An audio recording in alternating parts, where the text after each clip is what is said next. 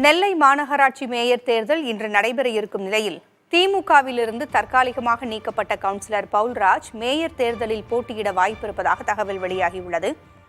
கூடுதல் விவரங்களை வழங்க செய்தியாளர் மருது இணைகிறார். மருது, மேயர் வேட்பாளராக யார் இருக்கலாம் என்பது தொடர்பாக நேற்று அமைச்சர்கள் ஆலோசனை நடத்தினார்கள். இப்பொழுது புது தகவலும் வெளியாகி இருக்கிறது. என்ன விவரம்?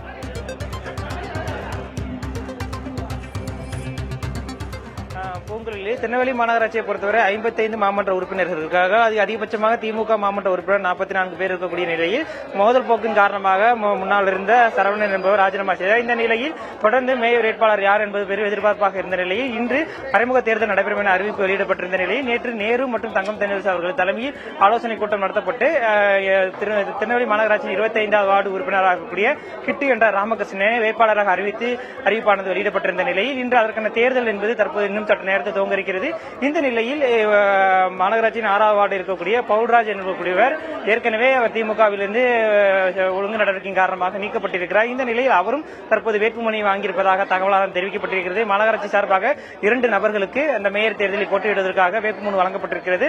அதில் பவுல்ராஜ் மற்றும் கிட்டு என்ற ராமகிருஷ்ணன் இருவருக்கும் வழங்கப்பட்டிருப்பதாக தெரிவிக்கப்பட்டிருக்கிறது. பொதுவாகவே தொடர்ந்து மாமன்ற உறுப்பினருக்கும் மேயர்களுக்கும் இடையே ஏற்பட்டு வரும் சர்ச்சையின் காரணமாகத்தான் இப்ப தற்போது 2வது முறையாக அந்த மறைமுக தேர்தல் என்பது நடைபெற்று வருகிறது.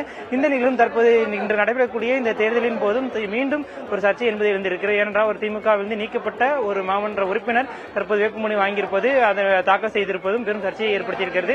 தொடர்ந்து வேட்புமனு வாங்குவதற்கான கால அவகாசம் என்பது தற்போது நிறைவடைந்திருக்கிறது. இன்னும் வேட்புமனு தாக்கல் சரியாக 10:30 மணிக்கு துவங்கி இருக்கிறது.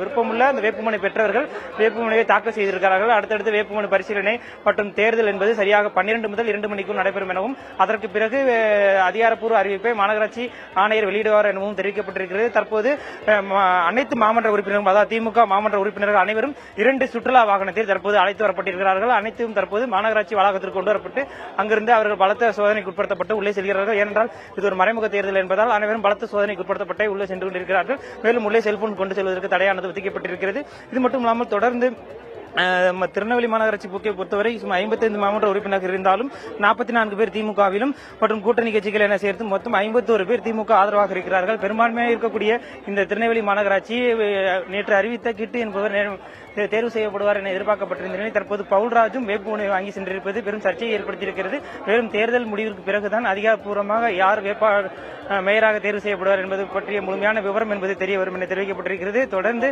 அந்த முன்னெச்சரிக்கை நடவடிக்கையாக மாநகராட்சி வளாகம் முழுவதும் அந்நிய நபர்கள் வருவதற்கு தடையானது விதிக்கப்பட்டிருக்கிறது. தொடர்ந்து 100க்கும் மேற்பட்ட போலீஸ் பாதுகாப்பு செய்யப்பட்டு தொடர்ந்து கண்காணிப்பு பணி என்பது தீவிரமாக நடைபெற்று வருகிறது. மாமன்ற உறுப்பினர்கள் மற்றும் மாநகராட்சி ஊழியர்களை தவிர இன்று மாநகராட்சி வளாகத்திற்குள் செல்வதற்கு யாருக்கும் அனுமதி இல்லை என தெரிவிக்கப்பட்டிருக்கிறது. மேலும் அனைவரும் பலத்த சோதனைக்கு உட்படுத்தப்பட்டு உள்ளே செல்லக்கூடிய காட்சிகளை நம்மால் பார்க்க முடிகிறது. தொடர்ந்து போலீஸ் பாதுகாப்பு என்பது மாநகராட்சி வளாகம் முழுவதும் செய்யப்பட்டிருக்கிறது. பூங்குழலி, திமுகவின் வேட்பாளராக ராமகிருஷ்ணன் தேர்வு செய்யப்பட்டிருக்கிறார். அதை எதிர்த்து பவுல்ராஜ் போட்டியிடுகிறார் என்னும் பட்சத்தில் பவுல்ராஜுக்கான ஆதரவு அங்கு எப்படி இருக்கிறது?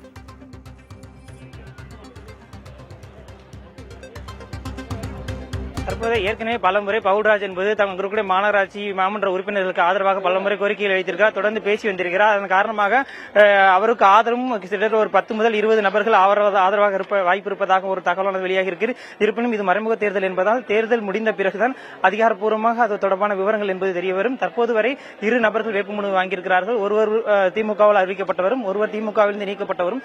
ஆகிய இது தொடர்பான தேர்தல் முடிவுகள் சரியாக 12 மணி முதல் 2 மணிக்குள் தெரியவரும் என எதிர்பார்க்கப்படுகிறது. அதன் பிறகுதான் திருநெல்வேலி மாநகராட்சியின் மேயர் யார் என்பது பற்றிய முழுமையான விவரங்கள் என்பது தெரிய வரும். பொங்கலி, அதற்கான மறைமுக தேர்தல் நடைபெறக்கூடிய பணிகளை மாநகராட்சி நிர்வாகம் தொடர்ந்து செய்து வருகிறது.